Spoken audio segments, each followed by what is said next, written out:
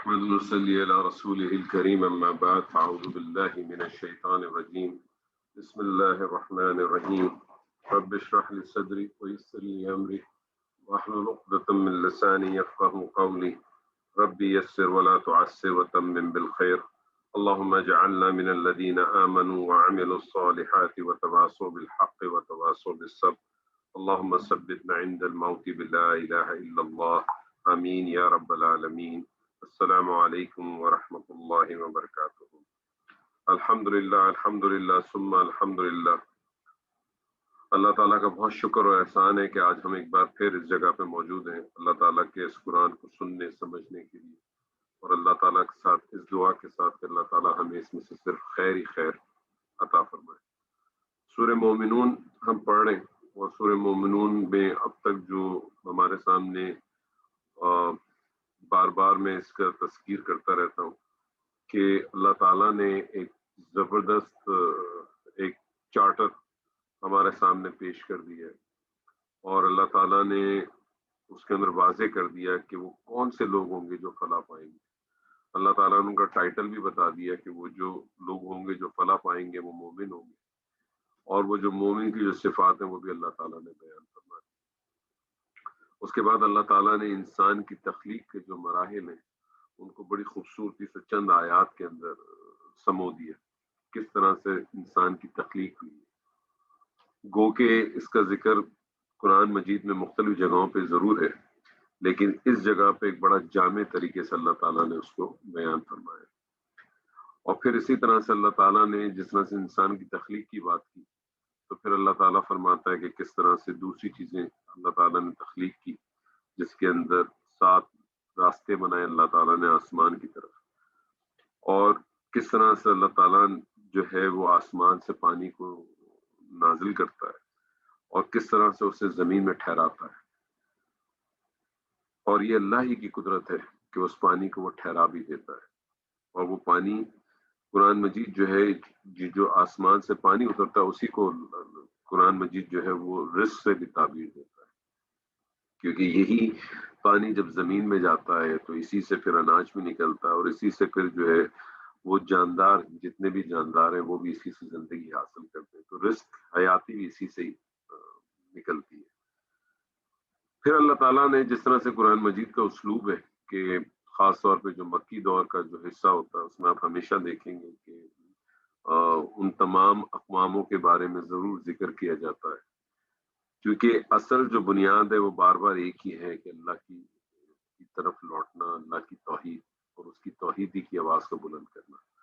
تو اللہ تعالیٰ یہ جو بار بار جو قصص ہمارے سامنے بیان کرتا ہے، اور ہر صورت میں آپ کو مکی دور میں تو کا اسلوب ہی یہی ملتا ہے کہ ہر صورتوں میں جو ہے آپ کو قصص ملتے ہیں انبیاؤں کے، اور یہ جو قصص اللہ تعالیٰ بیان کرتا ہے اس کا مقصد صرف جو ہے نا وہ قصہ گوئی نہیں ہوتی ہے، وہ صرف قصہ سنانے کے لیے ہمارے سامنے نہیں آتے، اور بہت ساری جگہوں پہ تو ان کی تفصیلات بھی نہیں ملتی، یعنی اس صورت میں ان کو بہت زیادہ تفصیلات نہیں ملیں گی آپ کو جب یہ انبیاؤں کے قصص آئیں، بلکہ اس صورت میں تو خاص طور پہ جو مقصد یہ بتانا ہے کہ تمام پیغمبروں نے ایک ہی دعوت دی، اور تمام رسولوں کی اقوام نے ان کے ساتھ ایک ہی جیسا سلوک کیا، ان تمام کا مقصد ایک ہی تھا، ایک ہی کلمہ تھا، اور ان کی دعوت بھی ایک ہی تھی، لیکن عوام کا سلوک جو ہے ان سب کے ساتھ ایک ہی تھا، یعنی اس میں کسی قسم کی کوئی تبدیلی نہیں ہے، رویہ میں تبدیلی نہیں ہے۔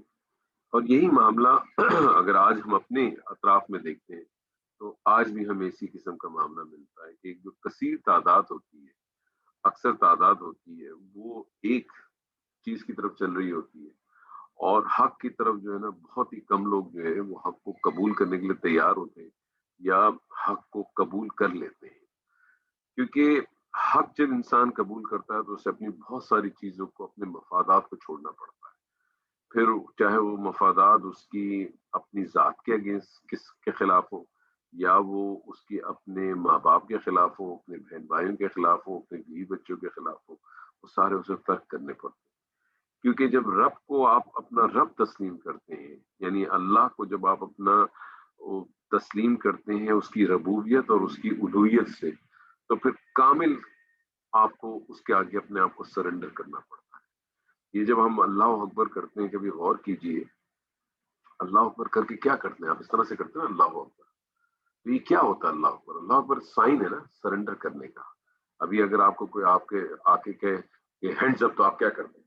ہاں بھائی ٹھیک ہے، جو لینا ہے لے لو مجھ سے۔ تو آپ سرنڈر کرتے ہیں اپنے آپ کو، ٹوٹل سبمیشن ہے آپ کا اللہ کے پاس۔ ان چیزوں کو اگر ہم محسوس کریں، سوچیں کیا ضرورت ہے اس طرح سے ہاتھ اٹھانے۔ اسی طرح سے جب آپ عمرہ کرتے ہیں یا حج کرتے ہیں، تو جو مرد حضرات ہیں ان کے لیے ہے کہ وہ اپنے جو ہے نا اس بالوں کو منڈوا دیں۔ افضل تو یہی ہے کہ وہ اپنے بالوں کو منڈوا دیں، اور اگر نہیں منڈوا سکتے تو کم سے کم اس کو جو ہے وہ ایک تہائی حصہ اس کو کٹوائیں تو ضرور۔ تو بال کٹا کے کیا ملتا ہے اللہ کو؟ اللہ کو کچھ نہیں ملتا۔ آپ کے بال کٹانے سے اللہ کو تو کچھ نہیں ملتا۔ جس طرح سے اللہ سورہ حج میں فرماتا ہے نا کہ یہ جو تم قربانی کرتے ہو، تو اللہ کو تو نہ اس کا خون ملتا ہے پہنچتا ہے، نہ اس کا گوشت پہنچتا ہے تو کیا پہنچتا ہے؟ تمہارا تقویٰ پہنچتا ہے اس پر۔ تو بال کٹوا کے آپ کیا پہنچتا ہے؟ آپ بال کٹوا کے انسان کی جو خوبصورتی ہے اس کے بالوں میں، انسان چاہے مرد ہو چاہے عورت ہو، اس کی خوبصورتی اس کے بالوں میں۔ اسی لیے جو ہے وہ آج بھی بہت سارے مسلمان ممالک کے اندر بھی اگر آپ دیکھیں تو جو وہاں کی اکثریت ہے وہ شاید نقاب تو نہیں کرتی، لیکن حجاب اکثریت پھر بھی کرتی ہے، کیونکہ اصل خوبصورتی جو ہے وہ انسان کی جو ہے چاہے مرد ہو چاہے عورت، اس کے بالوں میں ہے۔ تو جب وہ مرد اپنے بال کٹوا کے سب ختم کر دیتا ہے اور اللہ کے سامنے حاضر ہو جاتا ہے کہ بس میں کچھ بھی نہیں ہوں، میں یہاں سے ختم ہوں، اب تو میں اپنے آپ کو ٹوٹل ہیوملیٹ کر دیتا ہے۔ آپ دیکھیں کہ پرانے وقتوں میں اور اب بھی شاید گاؤں کی زندگیوں میں شاید یہ رجحان آج بھی ہے کہ اگر کوئی چوری کرتا ہے یا اس قسم کی کسی چیز میں مبتلا ہوتا ہے تو کیا کرتے ہیں؟ اس کو گنجا کر کے اس کے منہ کو کالا کر کے اس کو گدھے پہ یا کسی سواری پہ بٹھا کے پورے علاقے کا چکر لگاتے ہیں۔ ہیوملیٹ کرنا اصل چیز۔ تو اللہ کے سامنے اپنے آپ کو ٹوٹل سرنڈر کر دیا کہ ہم کچھ ہے ہی نہیں۔ یہ ہے اصل۔ اور پورا قرآن آپ کو بار بار انہی چیزوں پہ لے کے جاتا ہے۔ اللہ تعالیٰ آپ کو بار بار لوٹاتا ہے کہ پلٹ آؤ اس کی طرف جو اس کی اصل ہے، کیونکہ اصل کی طرف پلٹیں گے تو ہی ہمیں اللہ ملے گا، اور ہمارا اصل مقصد ہی اللہ کو پانا ہے۔ اور اللہ کو پانا ہے تو بس پھر اپنے نفس کو جاننا ہے۔ یہ سارا جو کچھ آپ کے ساتھ معاملہ ہے وہ ٹوٹل معاملہ اسی بیس کے اوپر ہے۔ یہ جو آپ کی جو ٹوٹل لڑائی ہے، آپ کی نفس کے ساتھ ہی تو لڑائی ہے۔ اب اس نفس کو آپ نفس کہہ لیں، اس نفس کو اپنی روح کہہ لیں، اس کو آپ کمانڈر کا لفظ دے دیں، اس کو کوئی بھی نام دے دیں آپ، میں اس بحث میں ابھی اس کی ڈیٹیل میں نہیں جاتا، لیکن سارا معاملہ ہی اسی کے ساتھ، یہی آپ کو بھڑکاتا ہے، یہی اسی کی آپ کو پاکی۔ آدمی تزکیہ نفس بھی ہم جو لفظ استعمال کرتے ہیں، کس چیز کا تزکیہ کرتے ہیں؟ آپ اپنے اندر آپ اپنی کلینزنگ کرتے ہیں، اور یہ کلینزنگ ہوگی اسی وقت جب رب کو رب مانیں گے، اس کو اس کی ربوبیت سے اور اس کی الوہیت سے۔ تو اب انشاءاللہ ہم آگے کی آیات کا انشاءاللہ مطالعہ کرتے ہیں۔ اعوذ باللہ من الشیطان الرجیم، بسم اللہ الرحمن الرحیم۔ ثم انشأنا من بعدهم قرنا آخرین فأرسلنا فيهم رسولا منهم أن اعبدوا الله ما لكم من إله غيره أفلا تتقون۔ ثم انشأنا من بعدهم قرنا آخرین، پھر ان کے بعد ہم نے ایک اور نسل کو اٹھایا۔ اب یہاں یہ نہیں بتایا اللہ تعالیٰ نے کہ کس نسل کو اٹھایا یا کون کون کے بعد رسول آئے، سیدنا نوح کے بعد یا نبی آئے، لیکن بعد مفسرین نے اس سے قوم عاد لی ہے، کیونکہ قوم نوح کے جانشین یہی لوگ بنے تھے۔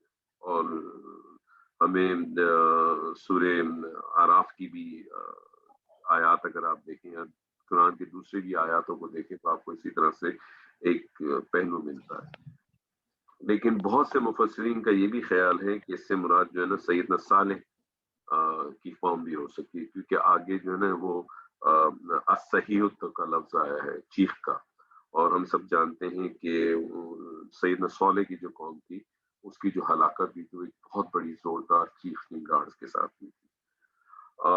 لیکن جن لوگوں نے قوم سمود کا جو تذکرہ زیادہ موضوع اس لیے بھی لگتا ہے، یعنی سیدنا صالح کی قوم کا، کیونکہ وہ پہاڑوں کو تراش کر ان کے بنائے ہوئے مکانات میں بناتے تھے، اور اللہ تعالیٰ نے یہاں کسی قوم کا نام تو نہیں لیا، اور یہ بالکل اس کے عرب کے پوری باؤنڈری کے قریب اطراف بھی تھی۔ تو بہرحال چاہے اس سے مراد قوم عاد بھی ہو سکتی ہے، قوم سمود بھی ہو سکتی ہے۔ فَأَرْسَلْنَا فِيهِمْ رَسُولًا مِّنْهُمْ، پس ان میں ہم نے ایک رسول بھیجا انہی میں سے۔ اور آپ یہ دیکھیں کہ اللہ، ایک بڑا خوبصورت اسلوب آپ یہ دیکھیں کہ اللہ تعالیٰ نے کبھی بھی جب کوئی رسول بھیجا ہے یا کوئی نبی بھیجا ہے، وہ کہیں باہر سے نہیں بھیجا ہے، وہ کہیں باہر سے کوئی ایکسٹرا آپ سمجھے کہ باہر سے کوئی شخص نہیں آتا تھا، انہی کے لوگوں میں اس ہوتا تھا۔ کیوں ہوتا تھا؟ تاکہ وہ انہی کو جانتے تھے، انہی کو پہچانتے تھے۔ نبی صلی اللہ علیہ وسلم کا معاملہ آپ دیکھیں کہ آپ کو نبوت تو 40 سال کے اندر آئی، لیکن 40 سال سے پہلے وہ مکے میں کس طور پہ پہچانے جاتے تھے؟ یہ ہمارے لیے ایک بہت بڑی فائن لائن ہے۔ نبی صلی اللہ علیہ وسلم نبوت سے پہلے کس حیثیت سے پہچانے جاتے تھے؟ صادق اور امین کی حیثیت سے پہچانے جاتے تھے۔ تو اس کا مطلب ہے کہ ہم جو باقی باتیں کرتے ہیں وہ تو اپنی جگہ پہ، لیکن انسان کے لیے بنیادی چیز جو ہے نا اس کا صادق اور امین ہونا ہے۔ آج مسلمانوں کے اندر اگر آپ دیکھیں تو صداقت اور امانت نام کی چیز ہی نہیں۔ آپ ایک پنکچر لگوانے چلے جائیں، آپ کی گاڑی کا جو ٹائر ہے یا آپ کی موٹر سائیکل کا ٹائر ہے، اس میں ایک پنکچر ہے یا اس میں 3 پنکچر ہیں، وہ آپ اس پہ ڈیپینڈنٹ ہے۔ ہو سکتا ہے ایک بھی پنکچر نہ ہو، لیکن وہ آپ سے کہ پنکچر ہو چکا ہے۔ آپ اپنا کوئی الیکٹرانک کا ڈیوائس آپ چینج کرانے چلے جائیں، وہ آپ کو کوئی بھی بات کر سکتا ہے۔ میرے ساتھ کل اتفاق ایسا ہو گیا کہ میرا فون جو ہے وہ چلتے چلتے بند ہو گیا، اور میں کل جب اس کو مارکیٹ میں لے کے گیا تو ایک کو دکھایا، اس نے کہا یہ تو ختم ہی ہو چکا ہے، یہ تو بڑے اب اس قسم کے آتے ہی نہیں ہیں، تو ہوگا ہی نہیں، آپ نیا فون لے لیں۔ ایک دوسرے کے پاس گیا، پھر ایک مجھے کوئی بنگالی مل گیا، اس نے کہا صبح آنا۔ میں نے کہا بھائی اس کو دیکھ دو، بڑی مہربانی ہوگی۔ وہ اندر گیا، اس نے مجھے کہا آیا، باہر کہنے لگا آدھا گھنٹہ لگے گا۔ آدھا گھنٹے کے بعد آیا، اس نے کہا صاحب اس کی کوئی آئی سی وائی سی کچھ اندر ہے، وہ ٹوٹ گئی ہے، اور میں کوشش کرتا ہوں اگر مل جائے گی تو آئی سی ہے 80 روپے کی، اور میں آپ سے 40 ریال جو ہے نا اس کی اجرت لوں گا۔ خیر بہرحال اس نے 100 ریال میں بنا دی۔ تو مطلب آپ کو پتہ نہیں ہے۔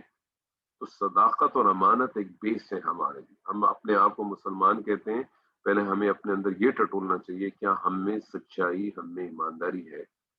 ہمارے یہاں تصور سچائی اور ایمانداری کا اس حد تک صرف رہ چکا ہے، ایمانداری کا خاص طور پہ، کہ ہم ایماندار اس شخص کو سمجھتے ہیں جو کسی فائنینشلی کرپشن میں انوالو نہ ہو۔ ہر آدمی آپ سے کہے گا ہم کوئی چور ہیں، کوئی بےایمان ہے، اور میں یہ ہمیشہ کہتا ہوں اور بہت احتراماً کہتا ہوں کہ پیسوں کی بےایمانی کرنے کا موقع ہر ایک کو ملتا ہی نہیں ہے۔ جس دن اس کو موقع ملے گا اس دن اس سے پوچھیں گے کہ وہ کتنا ایماندار ہے۔ پیسوں کی بےایمانی کا ہر ایک کو موقع ہی نہیں ملتا۔ اور صداقت کا تو ہمارا یہ عالم ہے، ہماری صداقتوں کا تو یہ عالم ہے کہ اچھے اچھے گھروں میں، ایک مذہبی گھرانے گھروں میں بھی، چھوٹا بچہ اگر کھانا نہیں کھا رہا ہوتا تو اس بچے سے کہتے کھانا کھانی تو بہو آ جائے گا۔ اس کو ساری زندگی بہو سے ڈراتے ہیں، اور ایک دن جو نا بچہ کھڑا ہو کے پوچھ ہی لیتا آج تو اب بہو بلا ہی لو، میں دیکھ ہی لوں بہو کدھر ہے۔ تو یہ ہماری صداقت کے لیول ہے جس کو ہم نے کبھی سمجھا ہی نہیں کہ یہ جھوٹ ہے۔ آپ کے گھر پہ گھنٹی بجتی ہے، آپ کا بچہ آ کے کہتا ہے بابا باہر جو ہے نا ریحان صاحب آئے ہوئے، تو آپ اس کو کہہ دیتے ہیں ان کو بابا سو رہے ہیں، یا آپ پہلے سے ہی کہہ دیتے گھنٹی بجتی ہے، آپ کو پتا ہوتا ہے کسی نے آنا ہے، آپ نے اس کو شاید اس کو کمٹمنٹ دیا ہوتا، اور گھنٹی بجتی اور آپ کہتے ہیں اگر کوئی آئے تو کہنا بابا گئے ہوئے۔ تو یہ تو ہمارا لیول ہے۔ ڈے ون سے ہم اپنے ہاتھوں سے جو ہے نا اپنی اولادوں کو اور اپنے گھر کے اندر اس ماحول کو کریٹ کرتے ہیں، اور ہمیں اس کی ریئلائزیشن نہیں ہوتی۔ تو اللہ تعالیٰ انہی میں سے پیدا کرتا ہے۔ اور آپ دیکھیں کہ وہی لوگ جو پہلے ان لوگوں کو تسلیم کر رہے ہوتے ہیں، ان کو ایکسیپٹ کر رہے ہوتے ہیں، اور جس دن وہ آ کے حق کی دعوت دیتے ہیں، جس دن وہ آ کے اللہ کی دعوت دیتے ہیں، ہم اس کے اگینسٹ ہو جاتے ہیں۔ بڑی خوبصورت ڈاکٹر صاحب، اللہ تعالیٰ ان کی مغفرت کرے، ان کے درجات بلند کریں۔ میں تو یہ سمجھتا ہوں کہ پچھلی صدی کے اندر جو کچھ انہوں نے قرآن کو پھیلانے میں اور پوری دنیا میں جو کام کیا میرے خیال میں اپنی جگہ ایک مثال ہے، اور اللہ تعالیٰ ان کی بڑے درجات بلند کرے۔ وہ جب سورہ عصر کی تفسیر بیان کرتے ہیں تو بڑی خوبصورت طریقے سے ایک بات کرتے ہیں، وہ کہتے ہیں سورہ عصر کو اگر سمجھنا ہو تو اس کو ریورسل میں سمجھو، اس کو نارمل آرڈر میں نہیں سمجھو کہ والعصر ان الانسان لفی خسر۔ آپ ترجمہ یہی کرتے ہیں زمانے کی قسم، بلا شبہ تمام انسان یقیناً بہت بڑے خسارے میں، الا الذین آمنوا وعملوا الصالحات وتواصوا بالحق وتواصوا بالصبر، سوائے ان لوگوں کے جنہوں نے نیک عمل کیے اور ایمان لائے اور نیک عمل کیے، اور وہ وصیت کرتے ہیں ایک دوسرے کو حق کی، اور وصیت کرتے ہیں ایک دوسرے کو صبر کی۔ ڈاکٹر صاحب کہتے ہیں اس کو ریورسل میں پڑھیں۔ جس شخص کو صبر کرنے کا ضرورت نہیں پڑتی، یہاں صبر کرنے سے مراد وہ گلی کے کتے والی صبر نہیں ہے کہ جس کو کھانے کو مل گیا تو کھا لیا، نہیں ملا تو اسے صبر کیا۔ یہ صبر تو گلی کا کتا بھی کرتا ہے، کیا کرے گا؟ صبر تو یہ ہے کہ آپ رک جائیں، آپ ڈٹ جائیں، آپ میں کچھ کرنے کی طاقت ہو، آپ میں بدلہ لینے کی طاقت ہو، آپ میں بدلہ لینے کی صلاحیت ہو، اور سامنے والا یہ جانتا ہو کہ آپ اس سے بدلہ لے سکتے ہو، پھر بھی آپ اس کو چھوڑیں، رک جائیں ایک جگہ۔ صبر اللہ کے احکامات کے اوپر رک جائیں۔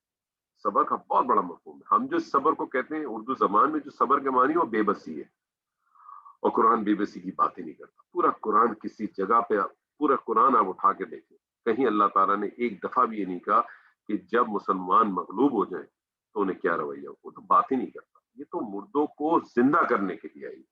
ہماری بدقسمتی کہ ہم اس سے زندوں کو مردہ کرتے ہیں سورہ یاسین پڑھ پڑھ کے۔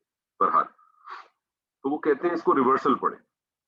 جس انسان کو صبر کرنے کا موقع نہیں ملا تو یہ اس بات کی نشانی ہے کہ وہ جس چیز کی دعوت دے رہا ہے وہ دعوت حق نہیں ہے، کیونکہ یہ ہو ہی نہیں سکتا کہ آپ حق کی دعوت کریں اور آپ کو پتھر نہ پڑے، یہ ممکن ہی نہیں ہے۔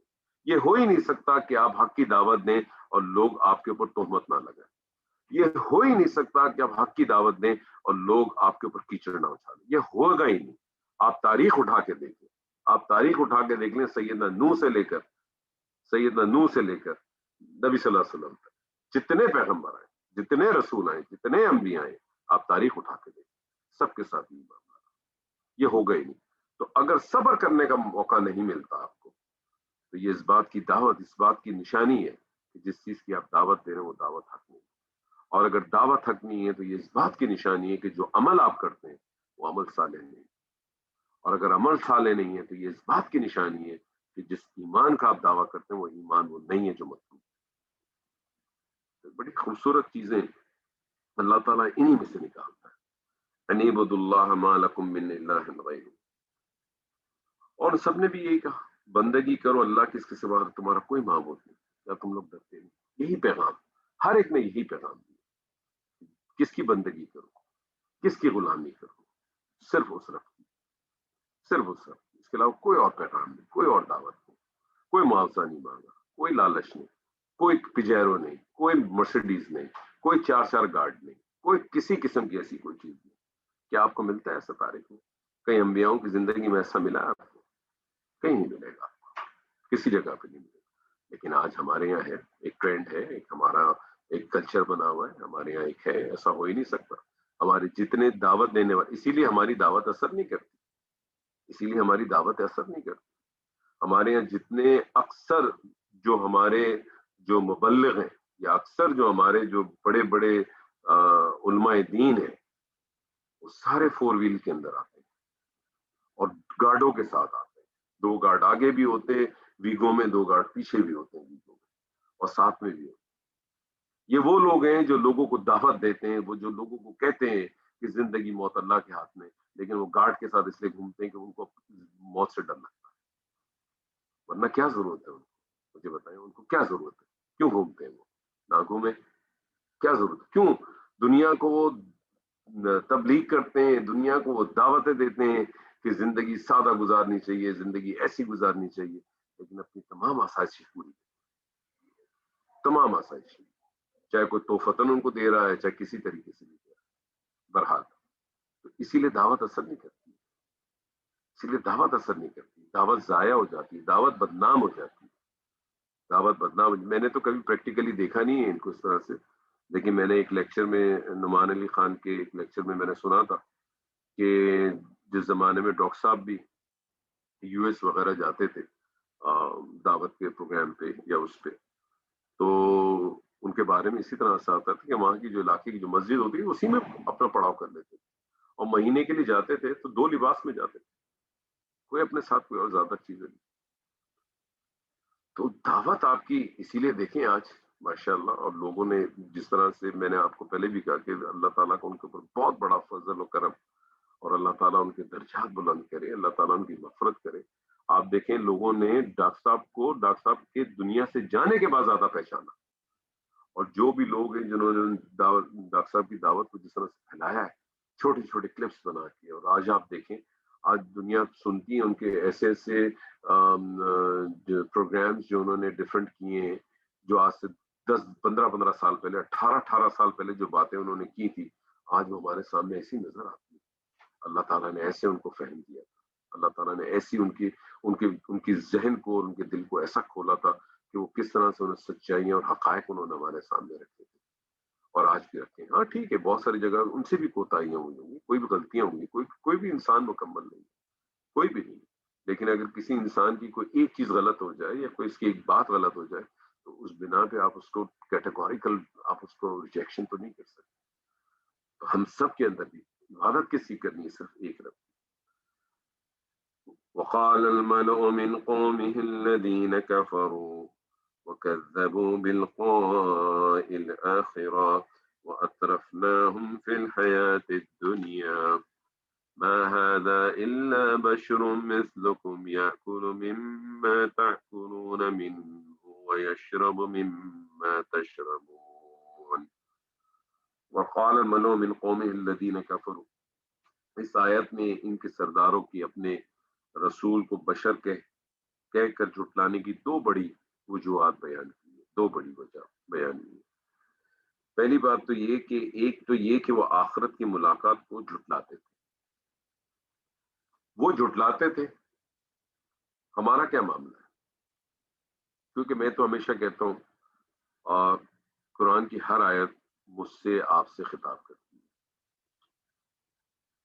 جو تعویل خاص میں ہے وہ ضرور بیان کریں، وہ ضرور پڑھیں، اس سے آپ کو بہت ساری چیزیں آپ کی اثر بھی کرتی ہیں، اس کی ڈیپتھ میں بھی جانے کی کوشش کریں، اس کے جو نزول ہے اس کے بارے میں بھی ضرور سوچیں۔ لیکن اگر آپ نے اس میں سے کچھ حاصل کرنا ہے، یہ سوچیں کہ وہ آپ سے کیا کہتے ہیں۔ تو وہ جھٹلاتے تھے، ہم کیا کرتے ہیں؟ ہم کیا کرتے ہیں؟ ہمارا کیا ہم نہیں جھٹلاتے؟ ہم جھٹلاتے ہی تو ہیں۔ وہ کہتے ہیں نا کہ انسان گناہ کرتا ہی کب ہے، انسان غلط کام کرتا ہی کب ہے؟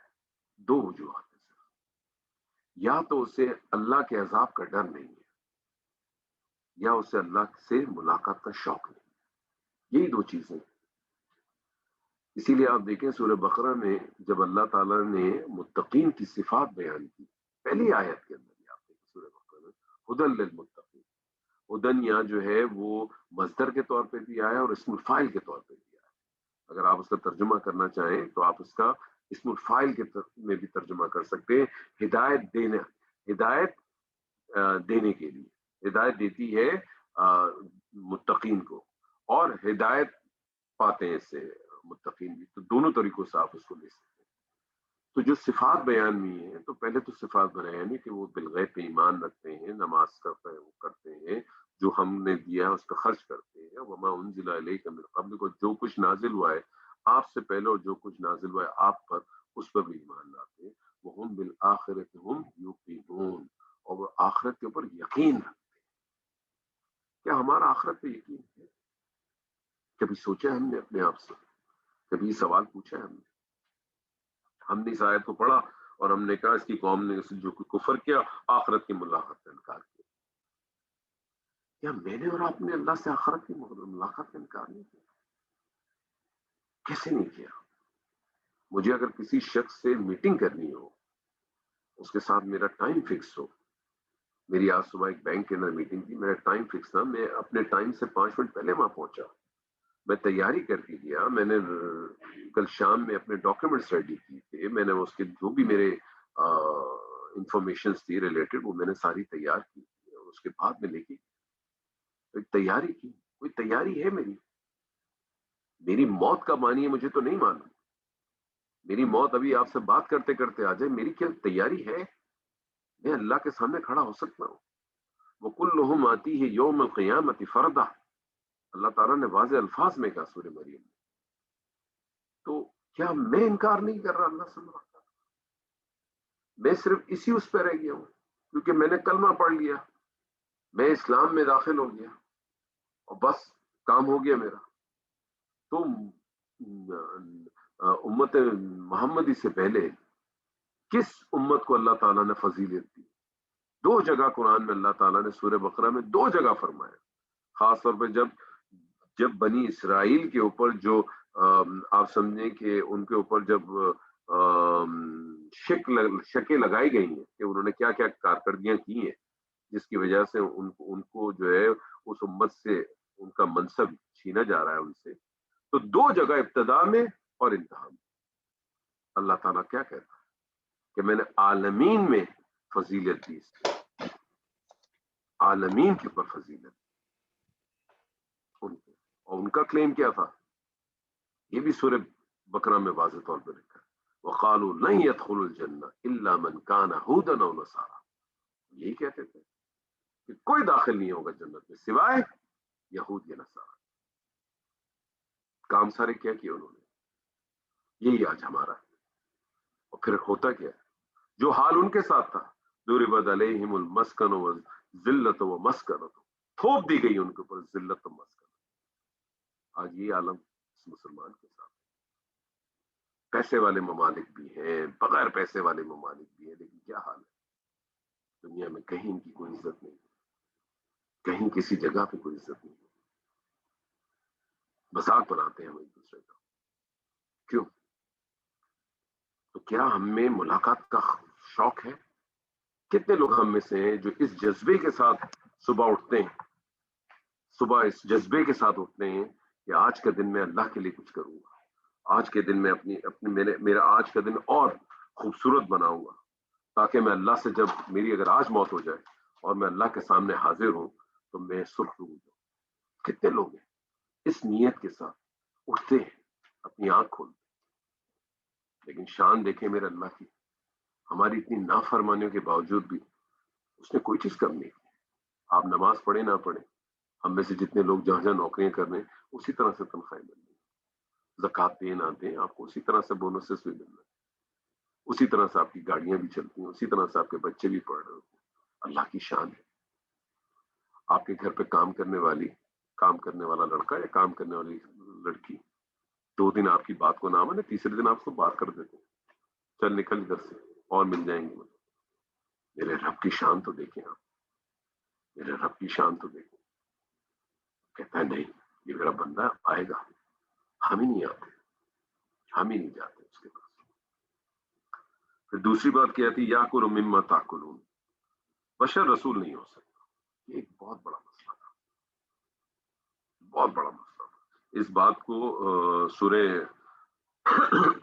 فرقان میں اس طرح سے فرمایا، مالی حاضر رسولی یاکل الطعام ویمشی فی الاسواق. یہ کیسا رسول ہے؟ یہ کیسا رسول ہے؟ اس رسول کو کیا ہوا ہے؟ یہ کھانا بھی کھاتا ہے اور یہ بازاروں میں چلتا پھرتا. تو یہی تصور ہمارے ایک تصور بن گیا. تو وہ لوگ تھے انہوں نے رسولوں کو بشر مانا، رسول نہیں مانا. آج ہم میں سے ایک اکثریت ہے جو ان کو رسول مانتی ہے، بشر نہیں مانتی. مجھے بتائیے، رسول بشر ہیں لیکن میری اور آپ کی طرح بشر نہیں. بہت ہائی لیول ہوگا، بہت ہائی لیول. اللہ کے ساتھ ڈائریکٹ کنیکشن ہوگا، اللہ ان کو ڈائریکٹ انسٹرکشن دیتا ہے. اللہ ان کو ڈائریکٹ کسی جگہ پہ، اگر ان سے کسی جگہ پہ کوئی چوک ہلکی سی بھی ہو جائے تو اللہ ڈائریکٹ ان کی کریکشن کرتا ہے. اور وہ اللہ کے چلتے پھرتی رسول تو کا لیول تو یہ ہے جناب کہ وہ زمین پر اللہ کی چلتی پھرتی عدالت ہے. کیوں؟ کیونکہ اللہ تعالیٰ نے واضح طور پہ کہا لَأَغْلَبَنَّ أَنَا وَرَسُولِي، میں اور میرا رسول غالب آئیں گے. اسی لیے رسول اور نبی کا جو فرق آتا ہے ہمیشہ، ویسے تو ایک دوسرے کو یہ ریپلیس کر دیتے ہیں، لیکن بنیادی طور پہ فرق ہے، اور اس میں ایک فرق یہ ہے کہ رسول کا کبھی قتل نہیں ہو سکتا. تو یہ رسول تو آتا ہی دین کو غالب کرنے کے لیے، اور پھر اگر رسول کی دعوت کے بعد جو لوگ اس کی دعوت قبول نہیں کرتے، ان پہ پھر کوڑا برستا، ان پہ پھر کوڑا برستا، بالکل برستا، تمام رسولوں کے ساتھ، سب کے ساتھ. ہماری امت کے ساتھ ہمارے یہاں بھی کوڑا برسا. آپ دیکھیں نبی صلی اللہ علیہ وسلم کے بعد جتنی جنگیں ہوئی ہیں آپ کی، نبی صلی اللہ علیہ وسلم کی دنیا سے جانے کے بعد جتنی جنگیں ہوئی ہیں، وہ تمام انہی لوگوں ملکوں کے ساتھ جنگیں ہوئی ہیں جن کو نبی صلی اللہ علیہ وسلم نے دعوت کا خطوط پہلے بھیجے تھے، انہی سے جنگیں ہوئی. ان کے اوپر بھی عذاب آیا، تلوار سے عذاب آیا.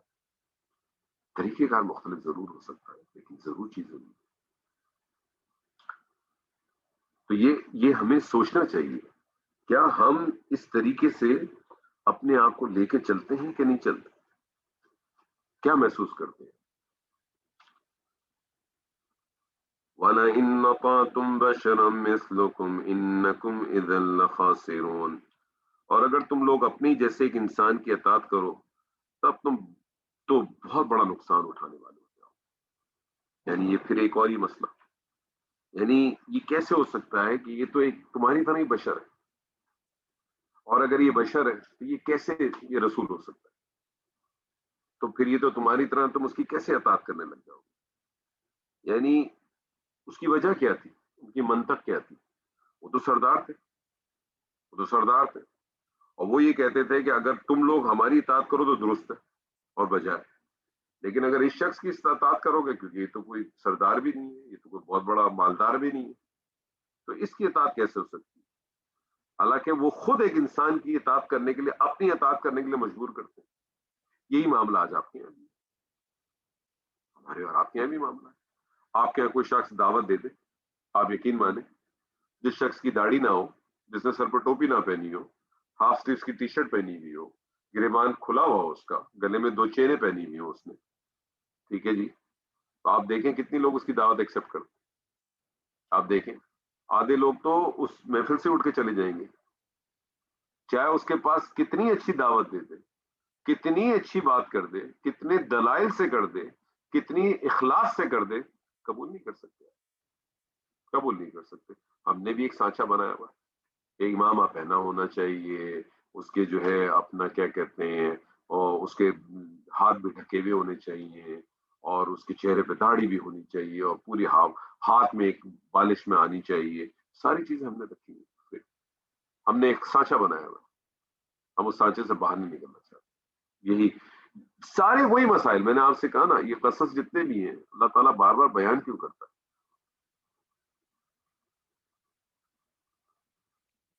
میسج ہمیں اللہ ہی دیتا ہے. میرے اور آپ کے لیے بھی کیوں ہے؟ کیونکہ میں بار بار آپ سب سے کہتا ہوں، ہم سب رسول کے رسول ہیں، ہم سب رسول کے رسول ہیں. جو کام نبی صلی اللہ علیہ وسلم نے جس جگہ چھوڑا تھا، اس سے آگے ہم نے لے کے چلنا ہے. میں نے، آپ نے، ہم سب اللہ کے سیلس مین ہیں، ہم سب اللہ کے سیلس مین ہیں. اور ہم نے کیا کرنا ہے؟ ہم نے کس پروڈکٹ کو آگے لانچ کرنا ہے؟ اللہ کی اس دعوت کو، اس کو پہنچانا ہے. ہم شرماتے ہیں، ہم کسی سے دین پہ بات کرتے ہوئے شرماتے ہیں، ہم کسی سے قرآن کی آیت کو کوٹ کرتے ہوئے شرماتے ہیں، گھبراتے ہیں. ہمیں ڈر ہوتا ہے کہ ہم یہ بات کریں گے، وہ کریں گے، لوگ ہم سے ملنا چھوڑ دیں گے، ہم سے تعلق چھوڑ دیں گے. کیوں؟ کیونکہ ہمیں اپنے مفادات بہت عزیز ہیں. تو پھر ان کا معاملہ یہ تھا کہ ان کو بھی ملاقات کا انکار کر رہے تھے، اور پھر تو میں وہی کہتا ہوں، پھر ہمیں بھی ملاقات کا کوئی شوق نہیں. یہ صرف نام کی حد تک ہے، نام ہی نام ہے، باقی تو کچھ نہیں، صرف نام ہے. أَيَعِيدُكُمْ أَنَّكُمْ إِذَا مِتُّمْ وَكُنْتُمْ تُرَابًا وَإِذَا أَنَّكُمْ مُخْرَجُونَ. کیا وہ تم سے یہ وعدہ کرتا ہے کہ جب تم مر کے مٹی اور ہڈیاں ہو جاؤ گے تو تم پھر سے نکال لیے جاؤ گے؟ یعنی یہ ایک اور مسئلہ، یعنی پہلے تو رسولوں کی آیات جھٹلانے کا ذکر آیا، اور اب اس میں دعوت، یعنی جو قیامت کو جھٹلانے کا ذکر آیا. مرنے کے بعد دوبارہ زندہ کیا جانا ان کی نگاہ میں ناممکن تھا، ہو ہی نہیں سکتا، حالانکہ پہلی دفعہ بنانے والے کے لیے دوبارہ بنانا کچھ مشکل نہیں ہے۔ اور اس سورہ مبارک میں تو اللہ تعالیٰ نے شروع میں ہی بتا دیا تھا کہ وَلَقَدْ خَلَقْنَا الْإِنسَانَ، تو وہ تو ساری بات ہی اسی طرح سے چلتی ہے۔ یہ ایک اور بڑا مسئلہ تھا، وہ اس کو اس طرح سے لے کے چلتے ہیں۔ آج بھی ہمارے یہاں ایسے لوگ ہیں، مسلمانوں میں شاید نہ ہو، مسلمانوں میں تو نہیں ہوں، ان کا کم سے کم اس چیز پہ تو ضرور ہے کہ ہم اٹھائے جائیں گے، لیکن ان کو اس امید کے ساتھ بھی ہے کہ ہم اٹھائے تو جائیں گے اور ہماری شفاعت ہو جائے گی۔ ایکچولی ہم نے شفاعت کو وہاں بڑے دوسرے طریقے، ہم نے شفاعت جو ہے نا وہاں اس کے طور پہ لیا ہوا ہے، یعنی واسطے کے طور پہ لیا، وہ سیٹنگ ہوگی ہماری۔ وہ جس طرح سے ہوتا ہے نا کہ آپ کسی جگہ پہ آپ کو ایڈمیشن چاہیے یا نوکری چاہیے، یا کسی جگہ پہ آپ کو کوئی سیٹیں نہیں مل رہی اور آپ کو فلائٹ چاہیے، تو آپ نے کوئی نہ کوئی فاصلہ نکالا اور آپ کا کام ہو گیا، تو وہاں بھی آپ نے یہی سوچا ہے کہ کوئی مسئلہ نہیں، وہاں ہمارے کام ہوں گے، ہمارے لوگ ہوں گے، کیونکہ ہم نے بڑے چڑھاوے چڑھائے ہیں، ہم نے بڑی چادریں چڑھائی ہیں، ہم نے بڑی دیگیں چڑھائی ہیں، بہت کچھ ہم ان کے لیے کرتے تھے، اور بس ہمارا کام ہو جائے گا، کوئی نہ کوئی ہماری سفارش کر دے گا، آئے گا ہم کو سفارش کر دے گا۔ اللہ کیٹیگوریکلی کہتا ہے کہ سفارش کا حق تو صرف اللہ کے پاس ہے، جس کو چاہے گا اللہ اذن دے گا، اور اتنا ہی دے گا جتنا اللہ چاہے گا، اور جس کو چاہے گا اس کو دے گا، اور جس کے لیے چاہے گا اسی کو اس کے لیے دے گا۔ لیکن ہم نے اس سفارش کا جو تصور ہے وہ دوسرے طریقے سے لے لیا، ہم نے کہا یہ ہمارا کام ہو جائے گا، واسطہ ہو جائے گا۔ انڈرسٹینڈنگ کی بات، آپ اس کو لیتے کس طرح سے؟ ہیہات ہیہات لما توعدون، ناممکن، بالکل ناممکن ہے یہ بات جس کا تم سے وعدہ کیا جا رہا ہے۔ یہ ہیہاتا جو ہے نا، یہ بیسکلی ایک ایسا اسم مبنی ہے جس کے بارے میں یہ کہتے ہیں کہ یہ ایک طرح سے جو فعل ماضی، فعل جو ہوتا ہے وہ ماضی گزرے ہوئے زمانے کا، اور مضارع حال کا یا مستقبل کے زمانے کا۔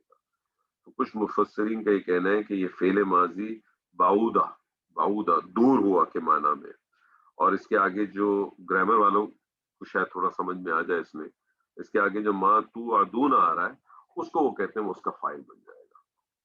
تو لام جو ہے وہ فائل کے بیان اور وضاحت کے لیے بیسکلی یہاں اس طرح سے آیا ہوا، تو معنی ہوگا دور ہے جس کا تم وعدہ کی جاتے، یعنی معنی یہ ہوگا کہ دوری ہے جس کا تم وعدہ کیے جا رہے ہو، اور مٹی اور ہڈیاں ہونے کے بعد دوبارہ قبروں سے نکال جانے کی بات جو ہے نا، یہ تو بہت دوری والی بات ہو رہی ہے۔ مطلب اس قسم کا کوئی جو ہے نا جو وعدہ کیا جا رہا ہے نا، اس میں کوئی، یہ ایسی بس وعدہ ہے۔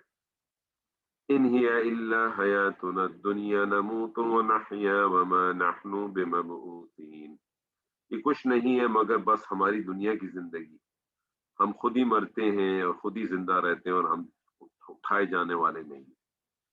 یہ بھی ایک بڑا تصور کہ حیاتن، یعنی حیاتن سے واضح ہو رہا ہے کہ مرنے کے بعد زندگی کہاں، کون سی زندگی کی بات ہو رہی ہے، یہ کیا باتیں ہو رہی ہیں کہ انسان دوبارہ اٹھایا جائے گا، ہڈیاں دوبارہ کھڑی ہو جائیں گی۔ وہ نموت و نحیا، ہم مرتے ہیں اور جیتے ہیں، مطلب اس کا مطلب ہے کہ مرنے کے بعد جینے کے قائل ہونے والی تو بات ہی نہیں ہے۔ دنیا میں آئے، پیدا ہوئے، مرے، ختم، کلاس، جانور والی زندگی، بس یہ تصور ہے، اس سے زیادہ کچھ نہیں۔ وما نحن بمبعوثین، اور یہ دوبارہ اٹھانے والی جو بات ہو رہی ہے، اور یہاں نفی بھی ہے، اور نفی کے ساتھ با کی پریپوزیشن آ کے اس کو مزید اس میں تاکید کی، نہیں ہرگز نہیں اٹھائے جائیں گے۔ اس کا پھر آپ ترجمہ کریں گے ہم ہرگز اٹھائے نہیں جائیں گے، یعنی اتنی تاکید، بہت کانفیڈنٹ ہے۔ یعنی یہ ساری وہ باتیں ہیں کہ جو بڑی عام فہم میں ان کے یہاں چلتی ہیں۔ کم سے کم مسلمان آج میرے خیال میں یہ والا جو ایریا ہے، اس میں تو میں سمجھتا ہوں کہ شاید وہ اس بات میں تو وہ متفق ہے کہ نہیں وہ اٹھایا جائے گا، اور اسے یہ بھی ہے کہ وہ اس کا حساب کتاب بھی ہوگا۔ لیکن ایک جو دوسرا ایک تصور ہے جس کی بنا پہ وہ اللہ سے رجوع نہیں کر پاتا یا اللہ کی طرف لوٹتا نہیں ہے، وہ دو تین چیزیں ہیں۔ ایک تو ایک جو تصور ہے وہ تصور کیا ہے، بلکہ تصور نہیں، نبی صلی اللہ علیہ وسلم کی ایک حدیث ہے،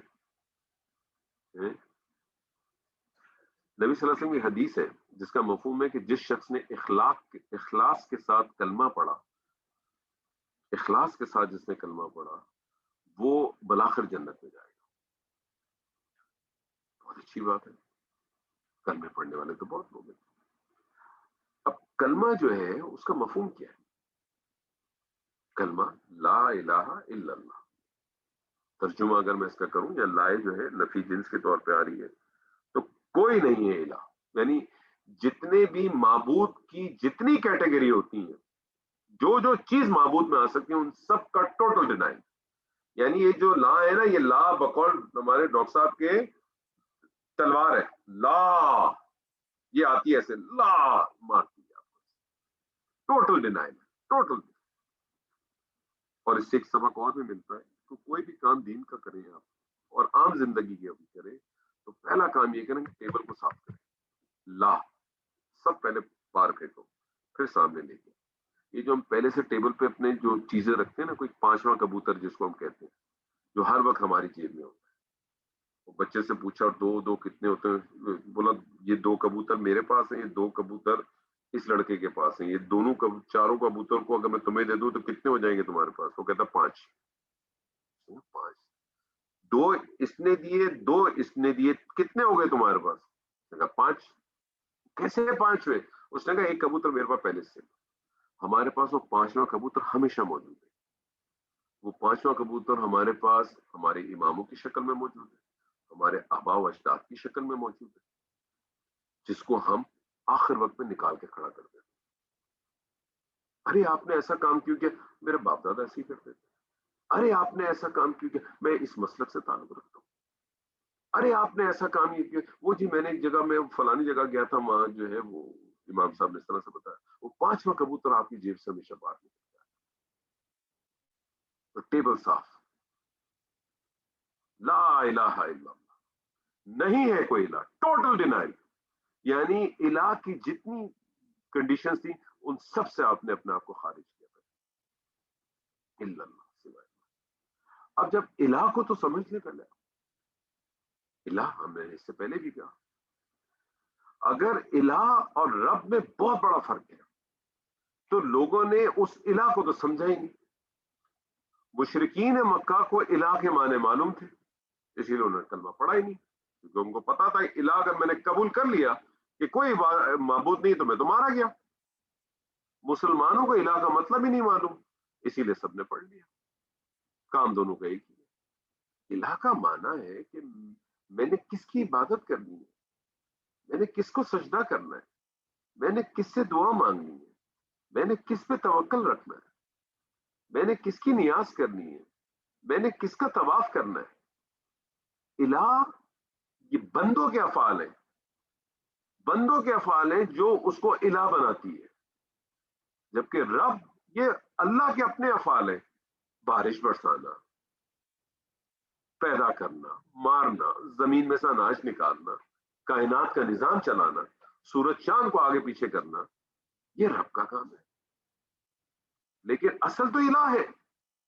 اگر اس کلمے میں تو ہمیشہ کہتا ہوں، اگر اس کلمے میں الہ کی جگہ اگر رب ہوتا، لا رب الا اللہ ہوتا، تو مشرکین مکہ بھی کلمہ پڑھ لیتے، کیونکہ رب میں ان کو پرابلم ہی نہیں تھا، رب کو تو مانتے تھے۔ من خلق السماوات والارض، کس نے پیدا کیا زمین و آسمان کو؟ لیقولون اللہ، وہ ضرور بضرور کہیں گے اللہ نے۔ تو اس میں تو رب کو میں تو ربوبیت میں تو ان کو کوئی پرابلم ہی نہیں تھا۔ جو پرابلم تھا وہ کس میں تھا؟ وہ تو الوہیت میں تھا، جو آج ہمارے پاس بھی ہے۔ تو تصور ہمارے ذہن میں یہ کہ جس نے کلمہ پڑھ لیا چلا جائے گا، اور حدیث کوٹ کر دی جاتی، لیکن کوئی بتاتا نہیں ہے کہ الہ کیا تھا۔ جب آپ نے کہا لا الہ، لیکن آپ تو سجدے بھی کر رہے ہیں کسی اور کو، آپ تو توکل بھی کر رہے ہیں کسی اور پہ، آپ جو ہے وہ نیاز بھی کسی اور کی دے رہے ہیں، آپ جو ہے وہ طواف بھی کسی اور کا کر رہے ہیں۔ ذہنوں میں بٹھائے نہیں کہ الہ ہے کیا، آپ اسی میں بھاگتے رہے۔ تو یہ تصور اس میں اسی طرح سے چلا رہا ہے۔ تو ہمارے یہاں کم سے کم مسلمانوں میں اس پوائنٹ آف ویو سے تو کوئی اشکال نہیں ہے. اس پوائنٹ آف ویو سے مسلمانوں میں کم سے کم کوئی اشکال نہیں کہ اس نے موت کے بعد اٹھنا ہے, وہ موت کے بعد اٹھے گا. لیکن جو اشکال آتا ہے وہ اس چیز پہ آتا ہے کہ معاملہ کس طرح سے ہوگا, آگے کس طرح سے چلے گا. وہاں اس کو اس چیز کا یقین ہے کہ بات ہو جائے گی. اور پھر ایک اور تصور کہ بلاخر جس نے کلمہ پڑھا وہ جنت میں جائے گا. بڑا خطرناک ہے. ہم تو دیکھو کام کرتے ہیں, یہ بھی جو ہے نا بہت خطرناک ہے. کیسے خطرناک ہے میں آپ کو بتاؤں. بنی اسرائیل والے بھی یہی کہتے تھے, قالوا لن تمسنا النار الا ایاما معدودا, ہرگز نہیں چھوئے گی آگ ہمیں سوائے چند دن. یہ جو چند دن ہے, کبھی سوچا ہے آپ نے؟ سورہ معارج اگر آپ پڑھیں تو ایک دن 50,000 سال کے برابر, اور الف لام میم سجدہ پڑھیں تو 1,000 سال کے برابر. تو اگر 1,000 سال کے برابر ہے اور اللہ تعالیٰ کہتا ہے کہ میں جو جن کو سزا دی جائے گی وہ اللہ تعالیٰ نے وہاں لفظ استعمال کیا احقاب. احقاب جو ہے وہ حقب کی جمع ہے. احقاب جو ہے وہ حقب کی جمع ہے. تو حق مطلب جس کو احقاب یعنی کم سے کم جو اس کی سزا ہوگی وہ احقابہ, تو اس کا کیا مطلب ہو گیا؟ تو آپ اس کا مطلب کم سے کم 3 جمع جو ہے وہ 3 کی ہے نا. تو 3 اگر حقب کی بھی اس کو سزا ہو گئی, اور اگر 1,000 سال کا اگر ایک دن ہے تو آپ سوچیں یہ ول بی ہسٹری. اور اگر 50,000 سال کے حساب سے میں دن لے لوں تو 1.5 لاکھ سال ہو گئے.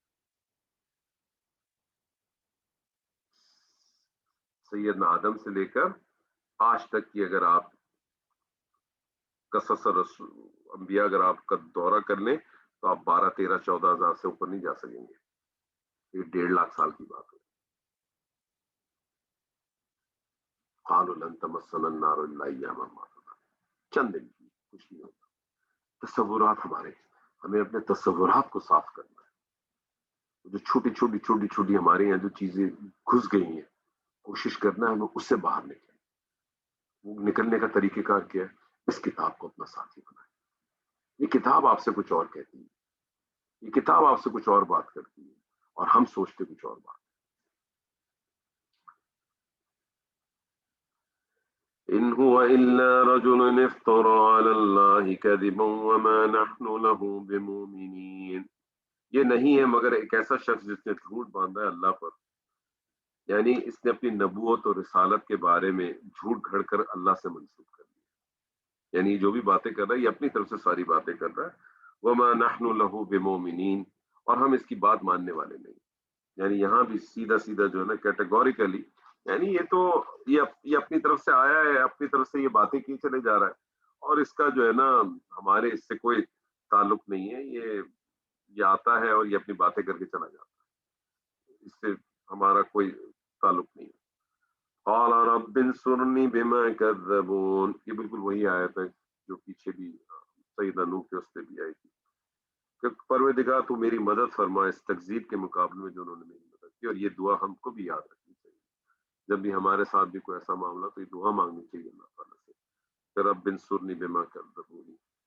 کذبونی اس کے نون کے نیچے کسرہ ہے, اس سے پتہ چلتا ہے کہ اس کی یا متکلم جو ہے نا وہ محذوف ہے. قال اما قلیلا لیصبحن نادمین. اللہ نے فرمایا کچھ ہی دیر میں یہ لازمن ہو جائیں گے پچھتانے والے. یعنی اور اس کے اندر آپ یہ دیکھیں کہ یہاں جو ہے وہ قلیلاً کا معنی ویسے جو لفظی معنی وہ بہت کمی کے ہوتا ہے, لیکن اس کی قلت نے مزید تاکید کرنے کے لیے ان کی پریپوزیشن بھی استعمال کی, اور اس کے ساتھ ماں کا بھی اضافہ فرمایا, یعنی بہت ہی کم مدت. یعنی بہت کم مدت دیکھیں کس طرح سے یہ کہتے ہیں نا کہ آپ اور اللہ تعالیٰ نے یہ چیزیں بتائی نہیں ہے. اصحاب الکہف والوں کے بارے میں جب آپ پڑھتے ہیں, اور جب آپ نے سیدنا عزیر کے بارے میں سورہ بقرہ میں پڑھتے ہیں, جب سیدنا عزیر جب آئے اور انہوں نے دیکھا کہ بستیاں اجڑی ہوئی ہیں تو ان کے دل میں خیال آیا کہ اللہ یہ تو کس طرح سے سب کو دوبارہ کھڑا کرے گا. تو اللہ تعالیٰ نے ان کو نیند کا غلبہ دے دیا, اور جب آنکھ کھلی تو پوچھا کتنا سوئے؟ کیا جواب دیا انہوں نے کہا دن یا ایک دن یا دن کا کچھ حصہ. اور یہی اسی طرح کا جواب اصحاب الکاف میں بھی آپ جمعے کا روزہ کل تو سبھی پڑھیں گے انشاءاللہ تعالیٰ، انہوں نے بھی اسی طرح سے جواب دیا. سورہ کہف میں تو نہیں بتایا کتنا عرصہ، اللہ نے چھوڑ دیا. اللہ نے کہا ہے واضح طور پہ یہ تمہارے خیالات ہیں کہ 300 سال یا 300 سال میں کچھ ایڈ کر دو 13 اور، لیکن یہاں بتایا سورہ بقرہ میں بتایا اللہ تعالیٰ نے کہا 100 سال. کتنے سال؟ 100 سال. اور پروف بھی کیسے دیا اللہ نے کہا دیکھ اپنا گدھا تو ہڈیوں کا ڈھانچہ بنا ہوا تھا، اور پھر اللہ نے کہا دیکھ اپنا کھانا ویسے گتر ہوتا تھا. تو اللہ نے کیا کیا؟ کھانے کے اوپر وقت نہیں ڈالا، ٹائم کو روک دیا. ٹائم تھا نا، ٹائم ہی نہیں گزرا، ویسے کا ویسا فریش رہا.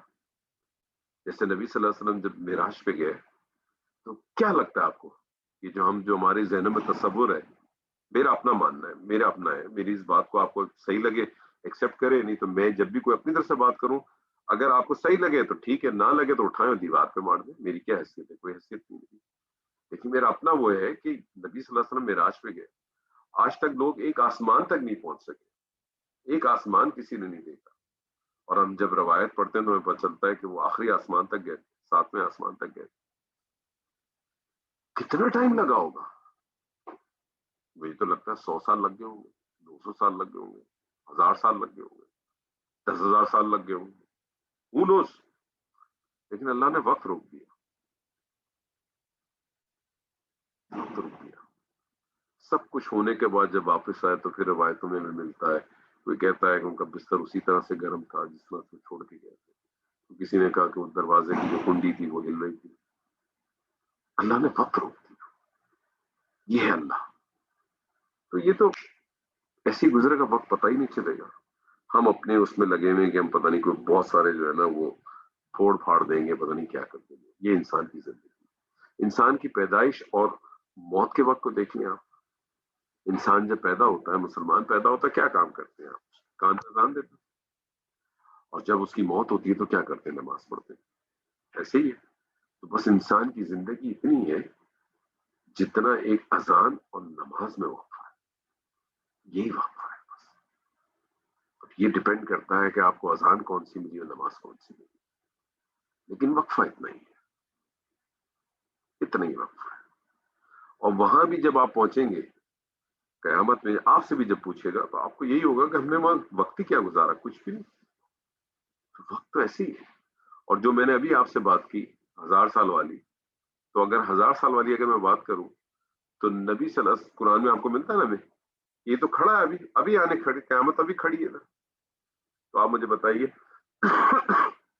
اگر 1000 سال کا ایک دن ہے تو نبی صلی اللہ علیہ وسلم جب سے قرآن نازل ہو اور آج تک 1450 سال، 1500 سال ہی ہوئے ہونے. اگر آپ ایسے دیکھیں تو 23 سال آپ جو ہے اپنا کیا کہتے ہیں مکی دور کے 13 سال، اور آج اگر آپ حساب سے دیکھ لیں تو کتنا چل رہا ہے؟ 1442 44 ایسے ہی کچھ سال تو چل رہا ہے. تو کتنے ہو گئے؟ 1450 سال، 1460 سال. تو کتنے دن ہوئے؟ 1.4 days ہی ہوئے شاید. ابھی تو دن ہی کچھ نہیں ہوئے. اگر 1000 سال کے برابر اگر ایک دن ہے تو کتنے دن ہوئے اللہ کے حساب سے؟ کچھ بھی دن نہیں ہوئے. تو یہ ہے انسان. لیکن انسان کا ترا دیکھیں، اور اللہ تعالیٰ نے اس کو یہ پاورز بھی دیے، رائٹس بھی دیے، لیکن اگر وہ اپنی حدود میں رہ کے اللہ کی جو بنائے ہوئے قوانین اور قواعد ہے اس میں رہ کے اگر وہ چلے تو پھر آپ دیکھیں وہ کامیابی اس کے پاس. لیکن وہ نہیں کرتا، ایسا نہیں کرتا.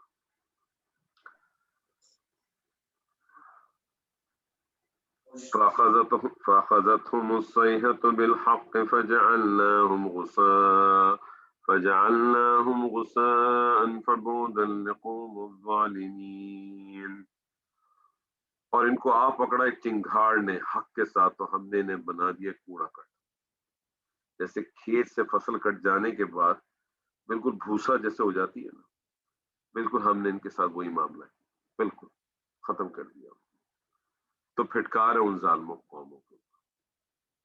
ان کا پھر معاملہ کیا ہوا؟ یہ معاملہ. ثم انشأنا من بعدهم قرونا آخرین. پھر ان کے بعد ہم نے اور بہت سی قومیں پیدا کی.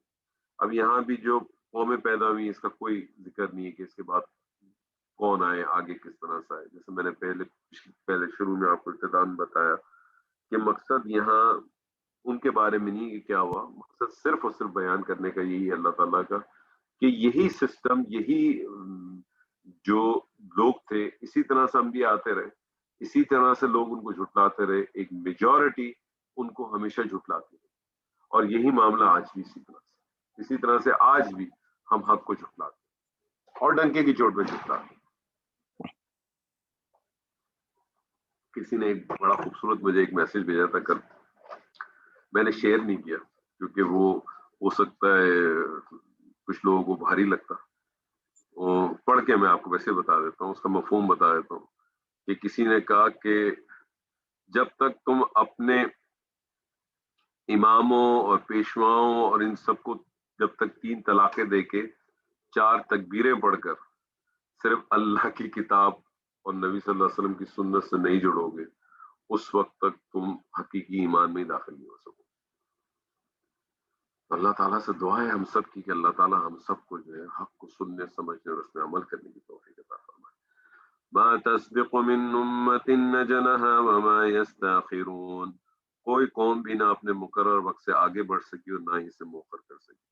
یعنی کسی امت کے لیے اللہ تعالیٰ نے جو زندگی کی جو مدت مقرر کر دی ہے، نہ وہ اس سے دنیا میں کم ٹھہرتی ہے نہ اس سے زیادہ کر دی جاتی. یہ اللہ تعالیٰ کا بھی ایک قانون ہے، بالکل اسی طرح سے اس نے ڈالا ہوا ہے. ثم ارسلنا رسلا تترى كلما جاء أمة رسولها كذبوه فأتبعنا بعضهم بعدا وجعلناهم أحاديث فبعدا لقوم لا يؤمنون. پھر بھیجا ہم نے رسولوں کو پے در پہ. یہاں جو تترا لفظ ہے اس کے بارے میں صرف ایک میں عربی گرامر کے حوالے سے بتانا چاہوں گا کہ بیسکلی یہ جو ورڈ ہے وہ وطرا ہے، لیکن عربک گرامر میں کچھ اصول ہیں کہ بعض دفعہ کچھ لفظوں کو آگے پیچھے وہ بھی کر دیا جاتا ہے. تو یہاں پہ واو کو جو ہے وہ تا سے تبدیل کر دیا گیا. تو بس صرف اس کے اندر یہ ایک بات میں بتانا چاہ رہا تھا. اور پھر اللہ تعالیٰ سے کہ ہم نے ان کے بنا دی، ان کی قصے کہانیاں بنا دی، اور وہی ہے جو پیچھے بات تھی کہ تو پھر کار ہے اس قوم پہ جو ایمان نہیں لاتی. ثم ارسلنا موسى واخاه هارون بآياتنا وسلطان مبين. پھر ہم نے بھیجا موسیٰ اور اس کے بھائی ہارون کو اپنی نشانیوں اور روشن سند کے ساتھ. اس کے اندر لفظ آیا ثم، شاید ہم اس سے ثم پہ ہم نے اسی صورت میں اس سے پہلے بھی بات کی تھی جب انسان کی تخلیق کا معاملہ تھا تو وہاں 2 لفظ آئے تھے، ثم بھی آیا تھا اور فا بھی آیا تھا. ثم دراصل ایک بڑے وقفے کو ڈیل کرتا ہے، یعنی پھر یعنی اس کا ایک لمبا ڈیوریشن کا ٹائم ہوتا ہے، لمبا ڈیوریشن کا ٹائم ہوتا ہے. تو اس سے پتہ چلتا ہے کہ موسیٰ علیہ السلام پیغمبروں کے ایک لمبے وقفے کے بعد مبعوث ہوئے تھے، اور فرعون اور اس کے قوم اپنی زمانے کی نہایت قوت اور شوکت اور مال اور دولت والے لوگ تھے. انہوں نے بنی اسرائیل کو غلام بنا رکھا تھا اور ان کی طرف رسول کو بھی نہایت عظیم شان کے گئے. سیدنا موسیٰ بہت ہی بڑے جلیل و قدر رسول ہیں. قرآن مجید میں ان کا ذکر کتنا موجود ہے، کتنی کثرت سے موجود ہے، وہ دیکھنے والا. اور جب آپ سورہ طہ پڑھتے ہیں آپ تو پھر اللہ تعالیٰ نے کس طرح سے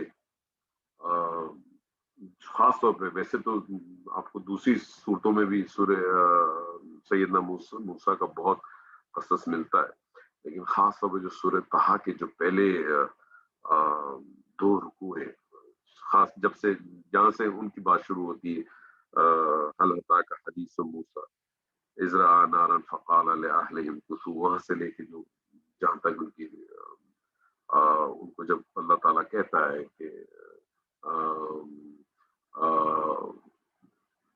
تو اور تیرا بھائی جو ہے وہ فرعون کے پاس جاؤ، وہاں تک تقریباً یہ 2 رکوع بنتے ہیں. قرآن مجید کا ایک بڑا خوبصورت حصہ ہے اس میں جو کمیونیکیشن 3 کمیونیکیشن لیول قرآن مجید میں بہت خوبصورت ہے.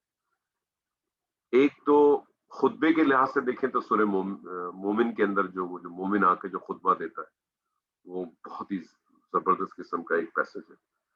پھر جو ایک خوبصورت مکالمہ ہے وہ اللہ کے درمیان اور ابلیس کے درمیان ہے، وہ جو سورہ آراف کی دوسرے رکوع میں ملتا ہے. خوبصورتی ہے، مطلب آپ پڑھتے جائیں اور مطلب اس کو محسوس کرتے جائیں، پڑھتے جائیں، اور آپ کو اگر اس کے لفظ سمجھ میں آنے شروع ہو جائیں تو آپ کو واقعی لگے گا کہ یہ کیا بات ہو رہی ہے. اور اسی طرح سورۃ طٰہٰ میں کس طرح سے اللہ تعالیٰ کس طرح سے وہ آگ کو دیکھتے ہیں اور آگ کی طرف جاتے ہیں، اور کس طرح سے اللہ ان سے مخاطب ہوتا ہے. انی انا ربک فاخلع نعلیک.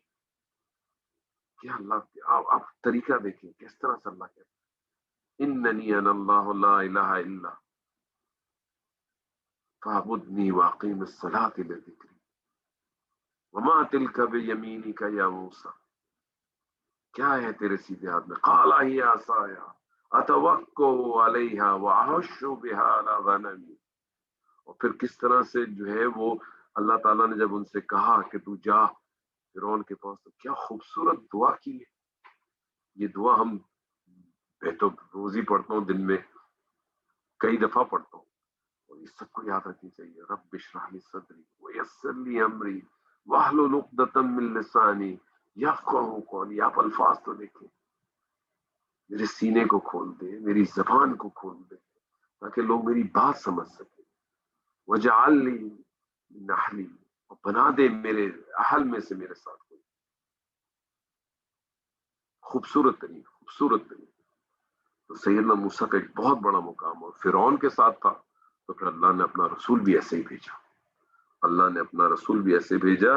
بے آیاتنا و سلطان مبین. نشانیوں سے مراد وہ معجزات ہیں اور نشانیاں ہیں جو فرعون کے غرق ہونے سے پہلے ظاہر ہوئی.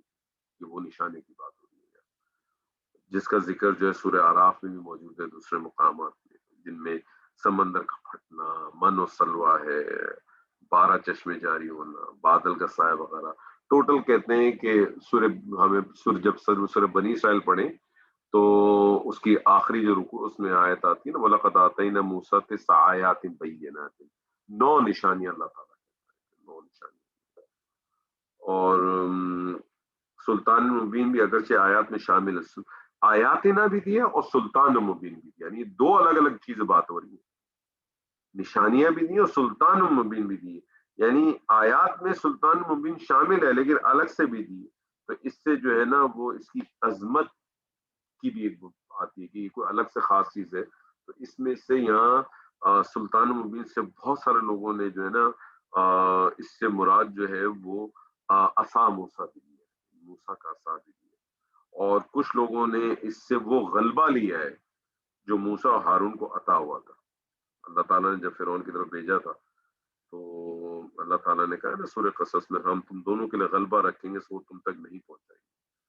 اور اللہ تعالیٰ نے اسی طرح سے نبی صلی اللہ علیہ وسلم کو بھی اس کے حصول کے لیے دعا سکھائی ہے. سورہ بنی اسرائیل میں بھی بڑی خوبصورت دعا ہے، پڑھنی چاہیے، یاد رکھنی چاہیے، یاد کریں آپ.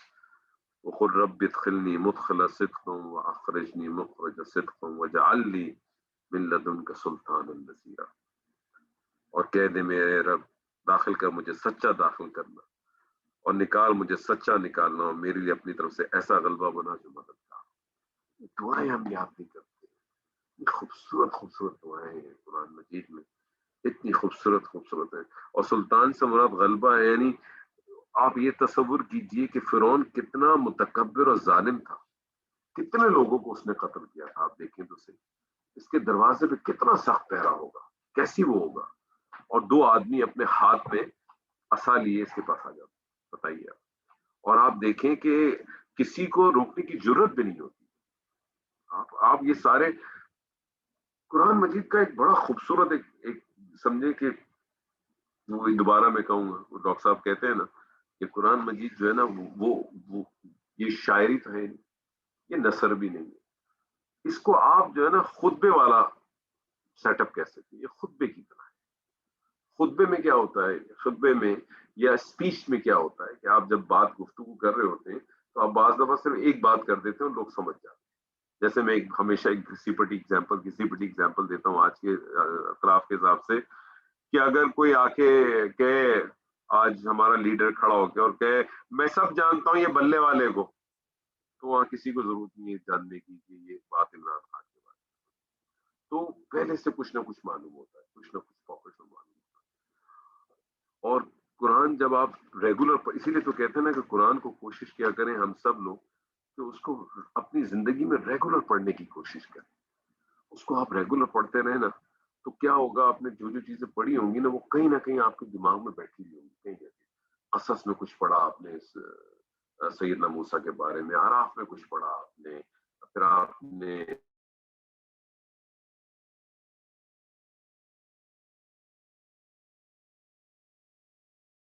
طٰہٰ میں کچھ پڑھا آپ نے، بنی اسرائیل میں آپ نے۔ جب سیدنا موسیٰ کی کوئی بات آئے گی، کوئی چیز آئے گی تو آپ کو جو ہے نا وہ چیزیں سمجھ میں آنا شروع ہو جاتی ہے، اور پھر جو ہے نا اس میں خوبصورتی پیدا ہو جاتی ہے، آپ نے اس کو ان چیزوں کو ریلیٹ کرتے رہتے ہیں۔ تو آپ دیکھیں کہ کس طرح سے وہ کیا تھا، یہ غلبہ ہی تو تھا، کس طرح سے وہ لے کے آیا، اور کسی کی کس طرح سے جو ہے وہ جادوگروں سے جس طرح سے مقابلہ تھا، اور وہاں بھی اللہ تعالیٰ نے جادوگروں سے بھی جو مقابلہ تھا وہاں بھی دیکھیں کیسا سیٹ اپ رکھا تھا، کہ کس طرح سے جو لوگ آئے تھے ان کے خلاف یہ کام کرنے کے لیے وہ خود ہی ان کے آگے گر گئے، کیسے گر گئے۔ وہاں بھی آپ کو ایک میسج ملتا ہے کہ ایک وہ لوگ ہوتے ہیں جو ایک عام لوگ ہوتے ہیں اور ایک خاص لوگ ہوتے ہیں۔ ایک مجمع تھا، ایک بہت بڑا کوئی اسٹیڈیم تھا، یوم الزینت والشرف والضحیٰ، وہ بہت بڑا دن تھا اس دن اس جگہ پہ، تو کوئی بہت بڑا اسٹیڈیم ہوگا، کوئی لاہور کا اسٹیڈیم یا نیشنل اسٹیڈیم یا کوئی اس سے بڑا کوئی اسٹیڈیم ہوگا، اس کے اندر بیچ میں یہ مقابلہ تھا، چاروں طرف لوگ تھے اور فرعون بھی اوپر اسٹیج پہ بیٹھا تھا۔ جادوگروں نے اپنے عصا پھینکا، انہوں نے اپنی رسیاں پھینکی، وہ سانپوں بنے، ڈرے، سیدنا موسیٰ ڈرے بھی، اللہ نے کہا قلنا لا تخف انک انت الاعلی والق ما یمینک تلقف ما صنعوا، پھر اللہ نے کہا تو بھی پھینک اپنا عصا، تو انہوں نے اپنا عصا پھینکا تو وہ عصا بن گیا اور وہ نکل گیا ان کو۔ اب ہوا کیا، پہلے جادوگروں نے اپنا جادو دکھایا تو جتنے لوگ تھے سب نے تالیاں بجائی ہوگی، فرعون نے بھی تالی بجائی ہوگی۔ جب سیدنا موسیٰ نے عصا پھینکا اور وہ سارے کھا گیا، ان کی رسیاں تھیں جن کو سانپ بنے ہوئے تھے ان کو کھا گیا، تو بھی کراؤڈ نے تالیاں بجائی۔ ایسے ہی ہوا ہوگا، سوچے تھوڑی دیر نقشے میں، لیکن وہ جو جادوگر تھے وہ سمجھ گئے جو ہم نے کیا تھا وہ تو جادو تھا، لیکن جو اس نے کیا ہے وہ جادو نہیں ہے، اس لیے وہ گر گئے سجدے میں۔ سورۃ طٰہٰ میں آیت ہے فَأُلْقِيَ السَّحَرَةُ سُجَّدًا، وہ گر گئے، اور کیا کہا انہوں نے، خوبصورتی دیکھیں، فرعون اپنے آپ کو کیا کہتا تھا، انا ربک، میں ہوں رب تمہارا۔ انہوں نے کیا کہا، ہم ایمان لائے کس پہ ایمان لائے، رب ہارون و موسیٰ۔ اگر وہ صرف یہ کہہ دیتے ہم رب پہ ایمان لائے تو مسئلہ ہی نہیں تھا، فرعون تو اپنے آپ کو رب تو کہتا تھا۔ انہوں نے کیا کہا، انہوں نے کہا ہم اس رب پہ ایمان لائے جو موسیٰ اور ہارون کا رب ہے۔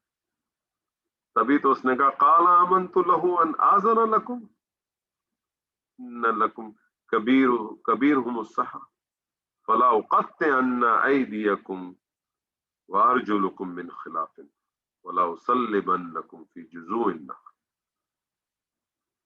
اس نے کہا میں تمہارے ہاتھ کاٹ دوں گا اور تمہارے ہاتھ اور پیر کاٹوں گا، کیسے، من خلافن، من خلافن پتہ ہے کس کو کہتے ہیں، من خلافن یہی الفاظ جو ہیں جو فساد الارض کا قانون ہے نا سورہ مائدہ میں، کہ جب کوئی ایسا آپ دیکھیں کہ زمین میں فساد ہو رہا تو اللہ نے بتایا کہ فساد الارض کا قانون ہے وہاں، کیا الٹے خلاف کاٹ دو۔ خلاف کاٹنے کا کیا مطلب ہے، معلوم جانتے ہیں آپ، اگر آپ کا سیدھا ہاتھ کاٹا جائے تو اس کے ساتھ سیدھا پیر نہیں ہے، سیدھے ہاتھ کے ساتھ بایاں پیر ہے، اور بایاں ہاتھ ہے تو سیدھا پیر ہے۔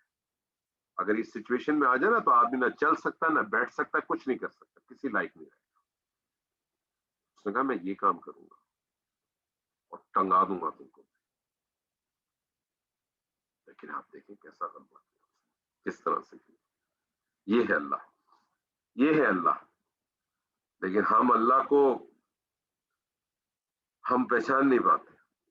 اللہ کے ساتھ تو صرف اور صرف اس کے ساتھ ایک دفعہ جما لو، ایک دفعہ اس کے ساتھ بنا لو، اس کے بعد اللہ آپ کے ساتھ بن جائے گا. فاستکبروا وکان قوما عالین، فاستکبروا قوما عالین.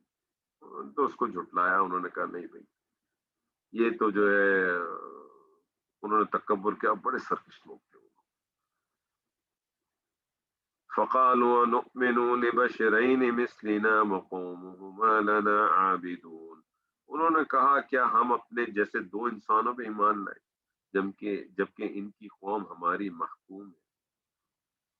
تو بڑی خوبصورت بات ہے اس کے اندر. اس آیت کو ہم یہاں اس آیت کو کرنے کے بعد ہم آج کی کلاس ختم کریں گے.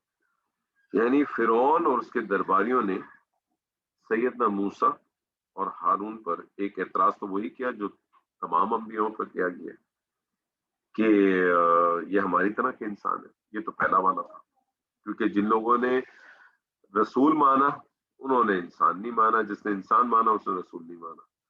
اور وقت حاضر پہ تو مارنا سب سے زیادہ مشکل تھا.